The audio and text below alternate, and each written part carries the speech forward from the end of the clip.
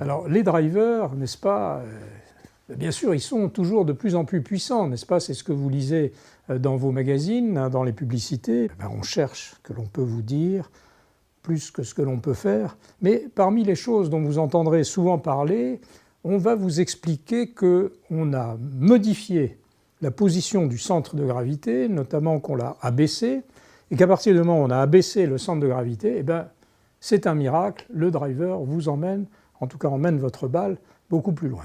Alors précisons un petit peu les choses. Le centre de gravité, dans la tête d'un driver, là il se situe quelque part au milieu, vous vous en doutez, on peut matériellement le baisser dans une zone d'une largeur d'une carte SIM de téléphone, d'une micro-carte SIM de téléphone. Vous voyez que ce n'est pas beaucoup. Vous pouvez donc baisser ce centre de gravité d'un dixième de pouce. Ça veut dire que vous pouvez le faire bouger, et il paraît que c'est très difficile, de 2,5 mm. Mais c'est vrai que ça a une incidence malgré tout sur le spin.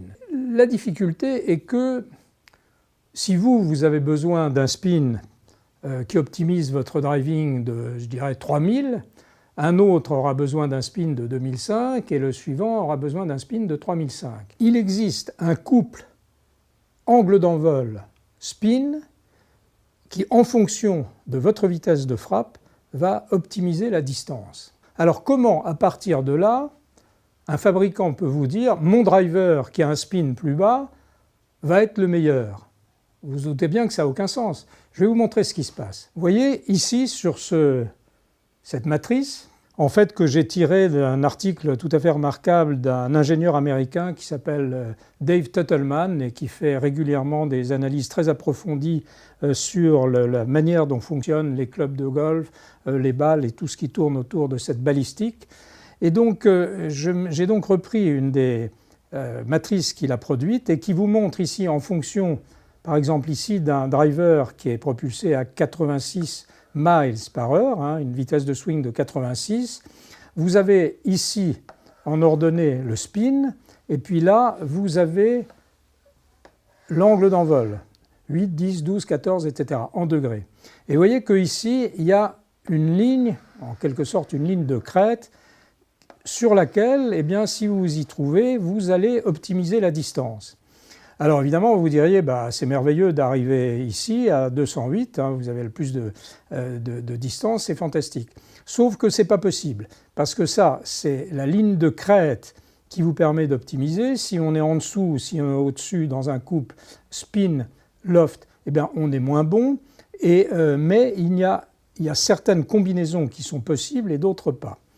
Alors ainsi, par exemple, si on a un angle d'envol de 14 degrés, vous voyez qu'ici, on est avec un spin d'environ 3002, 3005, on est environ de 192 yards. Bon. Maintenant, il y a ce qui est possible de réaliser. Et vous voyez que là, c'est plus la même histoire. Là, vous avez la ligne de crête qui, théoriquement, permet d'optimiser la distance, sauf que la plupart de ces points sont purement et simplement impossibles à atteindre avec un driver. Ce qui est possible d'atteindre, c'est ça. Voilà, en fonction du loft du driver, 8, 10, 12, 14, etc., vous allez vous promener par là. Et donc, vous voyez que c'est à l'intersection des deux la meilleure distance.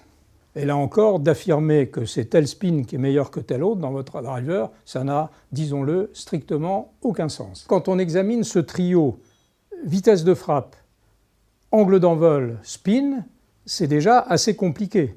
Parce qu'on voit bien qu'il existe en quelque sorte une infinité de combinaisons. Je ne vais pas rentrer dans les détails pour optimiser encore davantage, parce que là on y passerait un bon moment, mais si vous voulez bien, je vous proposerai d'ici quelque temps une nouvelle vidéo pour vous montrer véritablement comment on peut chercher à optimiser la distance à la tombée de balle et la distance totale à votre driver. Et ce n'est pas uniquement en achetant un driver qui est supposé avoir un centre de gravité qu'on a abaissé d'un dixième de pouce. Je vous remercie et je vous dis à bientôt.